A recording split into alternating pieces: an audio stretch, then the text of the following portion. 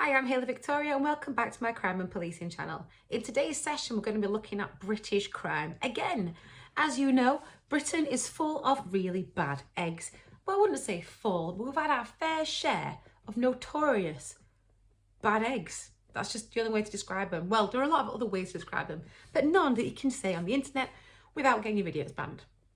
Anyway, we are still in Britain and we are investigating further into the forensic psychology type of thing.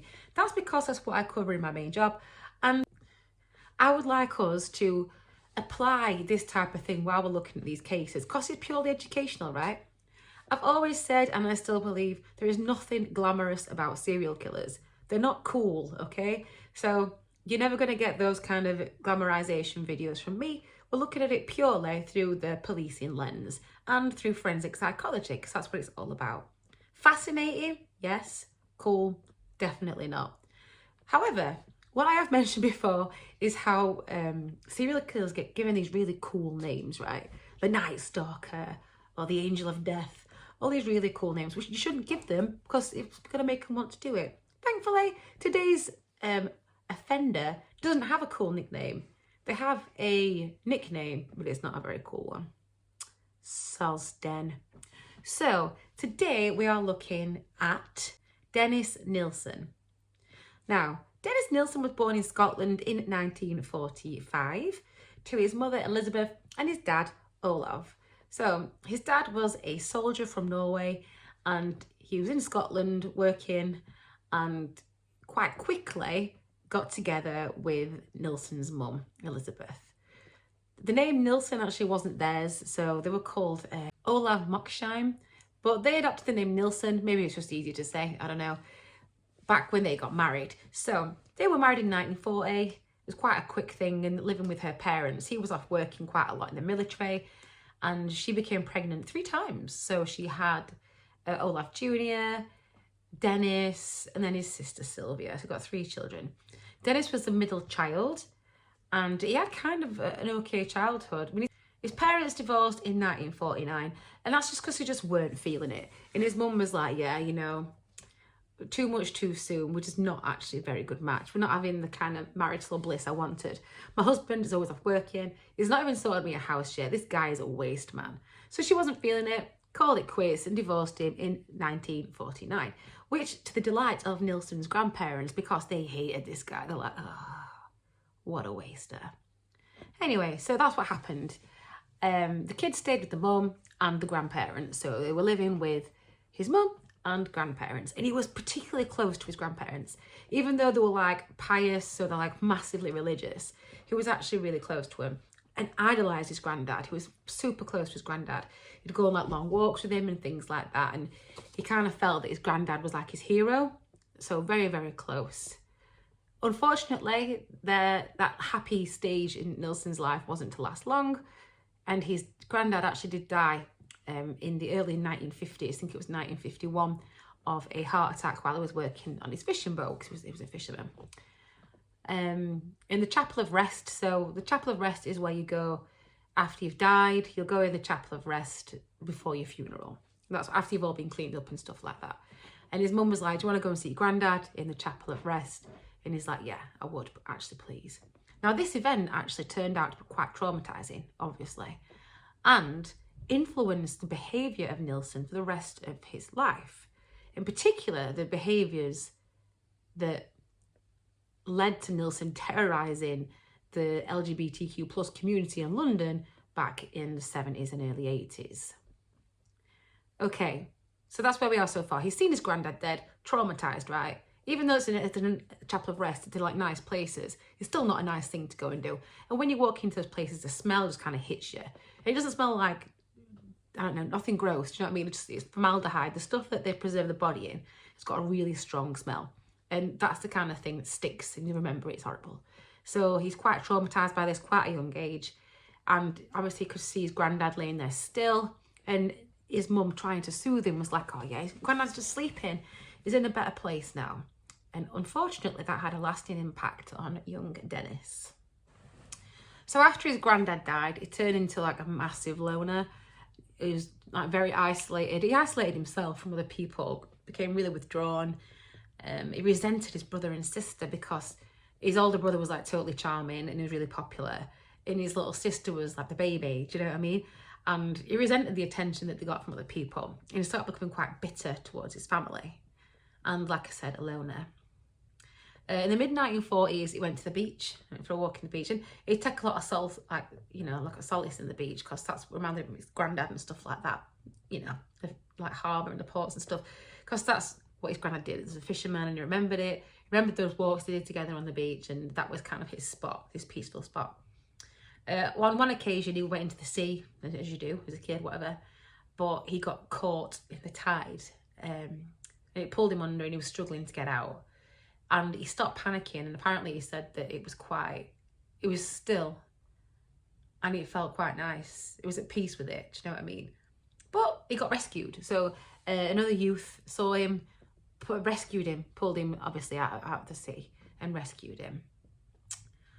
And then his mum went and remarried someone called Andrew Scott. And he didn't really get on with him because he was like, this guy's super disciplined, like disciplinarian, not happy with this. But, you know, it is what it is. Apparently he respected that later on in life. You need discipline, kids, come on. Anyway, so she remarried Andrew Scott and she had another 4 kids. So this woman's a machine, right? That's 7 children. I have 1 child and I can barely find time to brush my hair. Having 7, no idea how you do it. Well done for having 7 kids and stuff. I've got some friends who've got super large families, and I'm always in awe at how they manage to do all that and still look amazing. And I look like a goblin, and I've got 1. So yeah, well done, Lizzie. So it hit puberty, obviously, inevitably. At some point in your life, you should hit puberty. So he hit puberty, and he had a realization then that he was gay. He's like, oh, okay. And he noticed that the people he was attracted to kind of looked a bit like his sister, as in like young and fresh-faced and stuff. And he kind of wanted to test it out. It's like, maybe I just fancy my sister. So what would you do in that situation? Well, Dennis would touch her up. Really, Dennis? Gross. So yeah, he touched up his sister. And he also, when his brother was asleep, he touched up him as well. And his brother was like, oh, what are you doing? You're gay. And remember back in the olden days, being like part of the LGBTQ plus community was a massive, like, scandalous thing to do. Thankfully, you know, in 2022, it's normal for you to be however you are, okay? But back in them days, it wasn't. And so his brother started bullying him, being like, oh, you're gay. And he kept calling him hen. So in Scotland, if you call someone hen, that's like what you call like a girl. Like, you might say, I don't know, hun, chick, whatever. I don't know. Whatever your colloquialism is. But yeah, hen is what they started calling Dennis. And he was like, his brother was like bullying him for being gay. Which is not, it's not acceptable. But neither is killing loads of people. And Dennis did that. So let's get on to it. So yeah, they had a bit of a falling out, obviously. And he was like, oh, I hate you, I love. And he's like, you're gay. And that's kind of how it went on for a long time. Dennis absolutely hated the fact that among his peers, he wasn't as rich and things like that. He resented the fact that they didn't have as much as everybody else. And he was like, this sucks. I don't want to be from a poor family with 1 million kids and nobody likes me. I'm going to join the military. So at 14, he joined the cadets with his eyes firmly set on joining the military as a way out of this life that he was so not thriving in.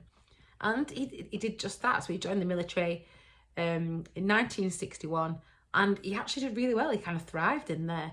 He said his 3 years in training were the happiest days of his life. He made loads of friends. He started drinking a lot, which is kind of the culture, I think, when you're in like military school. He started drinking a lot, hanging out with his friends and having a bit of a good time.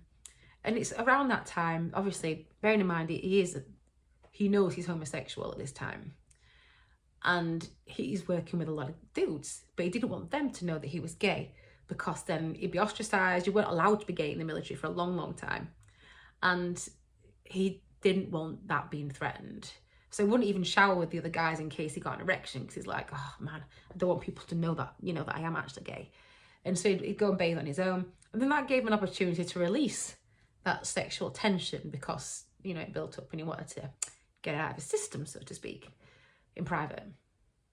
What he did do though once is he fell asleep. He got really hammered with this German soldier, and they both fell asleep, and he woke up on this floor and he kind of liked it. He got a little bit of a thrill out of it. He's like, ooh, I'm in a boy's bedroom, this is nice. Yeah, and he got off on that quite a bit.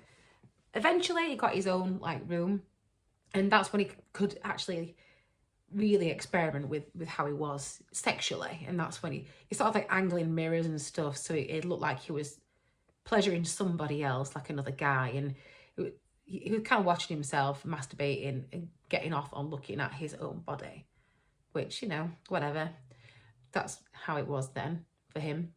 He tried having sex with a sex worker, a female sex worker, but he said he found it like soul destroying. And although he bragged off to his military friends about it, he wasn't actually happy about what he had done. It was also like fantasizing. So when he's got his mirrors and stuff, fantasizing about him being dead or unconscious, and he kind of got a bit obsessed with it, which leads on to how he is later on in life. In 1972, he left the military and he went home.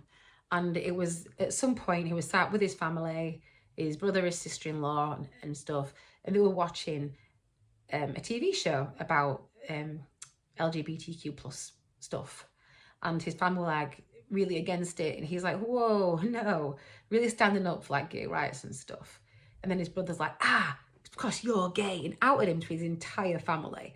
Dennis left and never saw his brother ever again. And he went to move to London, and he's joined the Metropolitan Police in 1973.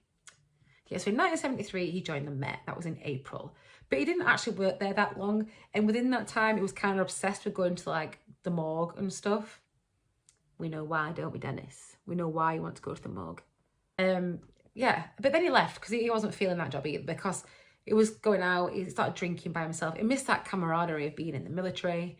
He was drinking alone, hitting up the bars at night, looking for, you know, someone to spend some quality time with, and found that the police really wasn't working for him as an individual. I mean, it would have given him access to a lot of things. He had the power there.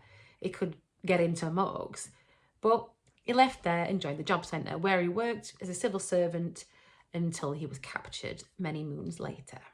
He stopped a young man, David Gallican, I think that's how you pronounce it, in 1975 from being hurt by people outside, with two people attacking him. And he stopped it, and they struck up a friendship, and they moved in together as kind of like a housemate, friends with benefits situation. They lived together, cohabited for a while, and Nilsen was kind of happy. But then they started bringing casual people back. They were sleeping in separate bedrooms and stuff. And they had a massive argument in 1977 when Dennis asked him to leave. Now, David said that he never hurt him. Like, they never attacked him or anything like that. Yes, they had like verbals and stuff, but he never actually hurt him, or he never thought he was going to die. Which, lucky David, right? Because in 1978, that's when the killing started.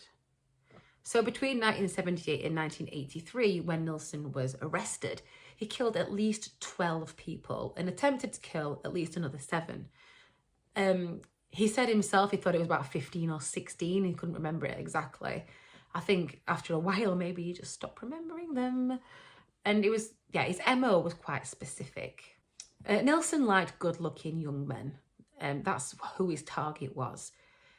Generally homosexual or homeless, sometimes heterosexual who he'd meet on public transport or even once outside his house. And his MO was always the same. He'd like invite him around, let's go get drinks, yeah, a drinking competition, woohoo! And then he would strangle them with like a ligature, either from like a necktie, a headphone cord. They had corded headphones back in those days, can you believe? And he'd strangle them, and if they didn't die from strangulation, he'd drown them. And then usually 9 times out of 10, they'd be drowned, they'd be dead, drown in the water. He wouldn't bring them back. Sometimes he brought them back and let them go. Not always though, obviously. So yeah, he'd kill him, and then after a while, he'd dismember him. When I say after a while, that time, it differentiated between each person who he killed. Because what he did after they died is he kept them. He kept the person with him. He'd bathe them, sometimes bathe with them. He'd then dry them off, put them some clothes on, and sit with them as if they're his little friends. He'd like have them on a chair, watching TV with him, or obviously not watching it. He'd have them on his bed. He'd have them sat up in the kitchen. He cohabited with these corpses. I think he said something in an interview about being like a different kind of flatmate, as if that's acceptable. So yeah, that's what he did. He lived with these corpses for a while until they started not being perfect and not being beautiful. What he'd also do after he'd bathed them and cleaned them up and stuff, he'd shave them so that they looked like his ideal, what he liked, clean cut, shaven, attractive young men, remember. He'd cover their blemishes up. He'd put makeup on them to keep them beautiful. But then as they started to deteriorate, he'd shove them under the floorboards. Sometimes he'd put people under the floorboards and get them out again. And what he'd always do as well is masturbate over the corpses. He said he never penetrated any of them, but he would get sexual gratification from touching himself over the bodies of these victims. Sometimes he'd have like intercrural sex with them as well, where he would like put his penis between the thighs and get off that way. He said he didn't ever penetrate though, because he didn't want to ruin their beauty with such a rubbish act as sex, such a dirty act as penetrating them, because he revered their beauty about them. That's what he said anyway. He thought they were beautiful. So he killed these people in his home. He lived alone, obviously, after his flatmate / partner left. And he'd kill people at his house. In his first house, he had the rise to the garden. So what he would do is he'd dismember them and then he'd bonfire them. And to disguise the smell of all the burning bodies, he'd chuck a tyre on and stuff. Because, you know, you burning rubber, it absolutely honks, right? But yeah, and then he moved house again. So his first house, he used bonfires to get rid of the bodies. No one found it. No one suspected a thing. And a lot of people said he targeted like people that you wouldn't know were missing, runaways, homeless people that nobody was looking for. At his second address, however, things became a little bit unstuck. He didn't have this garden where he could dispose of his victims. Then what he'd turned to do was flushing like organs and flesh and stuff down the low and small bones, and sticking the rest under the floorboards. He'd hide them in bags, trinket boxes everywhere, these parts of bodies. And that's what came unstuck. That's how he got caught in the end. So his first victim was only 14 years old. And that was Stephen Holmes, bless him. And he didn't get served in the pub. And like Nilsen's like, oh, I've got some booze when I come to a party. And this 14-year-old like, yeah, do I? And you don't, mate, seriously don't. When he strangled him, bathed him, murdered him, he didn't apparently know that it was only 14. He thought it was at least 17. Like, that makes it okay. All right, Dennis. He then attempted to kill somebody else, Andrew Ho, in 1979. Andrew got away. He managed to escape. He fled and went to the police station and reported it. Winner, right? He decided he didn't want to press charges. So Nilsen walked away, free. So that takes his kill count from 1. It could have stayed at 1, but it didn't. It escalated, obviously. So we've got 1, which is Stephen. Then after, you know, they started racking up then. And like he said, to about 15 or 16 over this span from 1978 to 1983. So it's quite a lot. And bearing in mind, he'd keep these as company for a while, sometimes a month. That's quite a quick turnaround of victims he's got here. And he became known under his nickname, which is not very exciting. He's not a night stalker. He's not an angel of death or a Dr. Death or anything like that. Oh no, he's a Muswell Hill murderer. Because that's the area where he was in the first place. The Muswell Hill murderer. Sorry about your crap name, Dennis. Anyway, so Dennis Nilsen has now, like we know, killed 15 or 16 people, and he gets caught. But how? How would someone so sophisticated get caught? So we know he's got military training, he's been in the police. This guy's organised, does it all in his own house. But, like I said, he's flushing stuff down the toilet. Enter Dino Rod. So Dino Rod saved more than your pipes, I'll have you believe. They saved more lives. And that's because when the employee came out and he lifted the drain cover, I think his name was Michael Catran, he lifted the drain cover and he's like, what the hell is that? It looks like flesh or something. Now Dennis is there. In fact, it was Dennis who wrote a letter saying, oh, it's intolerable to live here, it stinks, all the things are blocked up. Dennis, you know why it's blocked up. you did it. Anyway, so Michael lifts the cover and he's like, that's disgusting. And it looks like flesh. And he called his supervisor, he's like, this is gross. It looks like flesh. And Dennis Nilsen's like, oh, looks like someone's been flushing the KFC down the toilet, am I right? So he thinks, yeah, that's what he said. Now in the morning, because Michael's like, I'm not touching that.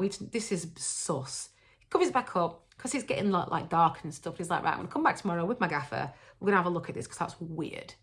But when they got there, it was gone. It was clean. Someone's cleaned out all the gunk from that drain. Tenner bets you can't guess who that is. I'm not betting you tenner actually because you can.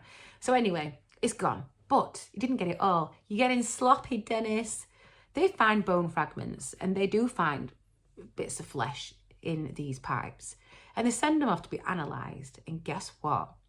Human remains are found.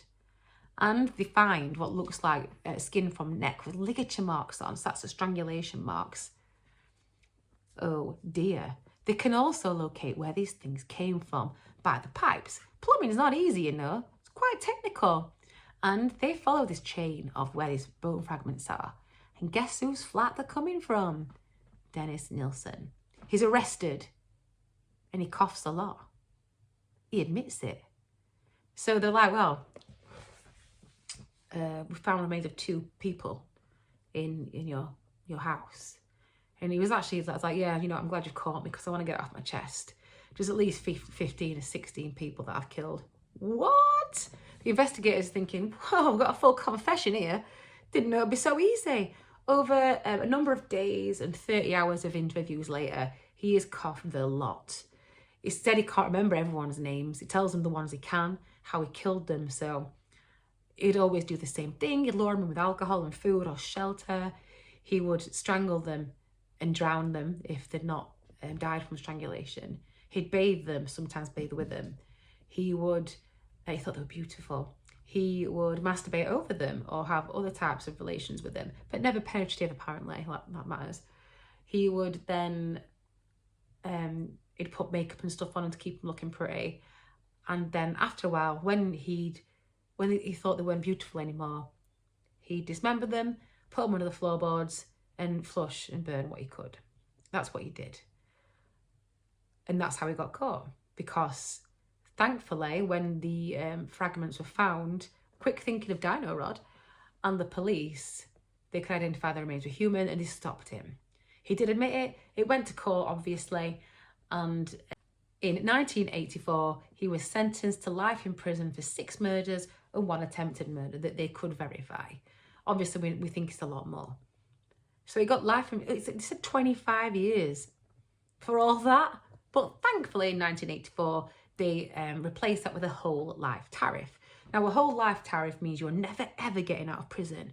And we mentioned Harold Shipman in a previous video. He's also got a whole life order. You are not going anywhere. You are too much of a high risk to be integrated back into society. He got leathered in prison, so people beat him up. He got put in a vulnerable persons unit and all sorts. And he died in 2018 through complications of, he went in for surgery or something, got a hemorrhage and all sorts of business. Sad day not. Yeah, so that's what happened. He spent his remaining days in prison alone, largely. And yeah, he died. That's the end of that story. So if we're looking at forensic psychology in terms of this then, I've spoken about Holmes and Holmes serial killer typologies a lot. And that's because I find them super helpful and useful. I'm going to put them on my screen here. So there are 4 different types. We've got your thrill seekers and lust, which fall under hedonistic. You've got power and control, visionary and mission. So let's apply these to Dennis Nilsen. Your visionary serial killers, let's look at those first. So they're kind of out of touch with reality, and they might be having like a bit of an episode and think that God or the devil is compelling them to do these acts. I don't think Nilsen falls under this category. That's more like your Richard Ramirez, Night Stalker. So Ramirez thought the devil was in him making him do these things, okay? Then we've got mission-oriented killers. And these have a particular person they want to rid the streets of. It could be someone who strictly targets sex workers or homeless people. And although he did have a bit of an MO, I'm not sure if it's under this either. Because he's not trying to rid the world of them. He just didn't want them to leave him. He thought they were beautiful. He didn't want to be alone anymore. He didn't want them to leave. That's why he killed them and kept them. Okay.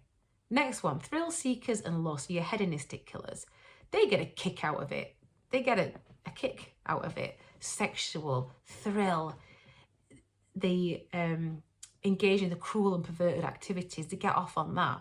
Now, although Nilsen said he didn't get any excitement from it, he worshipped the act of death itself.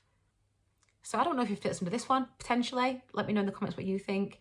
And then we've got power and control. Now, I think this one lines up more than the others. Although there's obviously the sex element in there as well, because it was masturbating over the corpses, for God's sake. It's a necrophiliac. So your power and control gain the satisfaction of the power over their victims, rather than that like bloodlust. And sexual activity is considered part of the power and control stuff as well. So I think that's where he sits under the Holmes and Holmes typology. Let me know what you think in the chat. So let's go through those again. So you've got your visionary serial killers who are like God or devil or whatever. I'm thinking Ricky Ramirez for that. Then we've got the mission-oriented serial killers. So people who target a specific demographic. So you could think of like the Suffolk Strangler, who just focused on sex workers to rid the streets of sex workers. Then we have the thrill seekers, the hedonistics. And yeah, I think Nilsen could fall under that one. There are quite a few, aren't there, who could fall under there. And then we've got power and control. And I think he sits under that one as well. Similar to Ted Bundy, I think he got power and control over that one as well. Have a listen to the other videos, see what you think, see where you think they fit in. Power and control as well, like I said, Harold Shipman, 100% power and control. So yeah, thank you for watching. I hope that makes sense.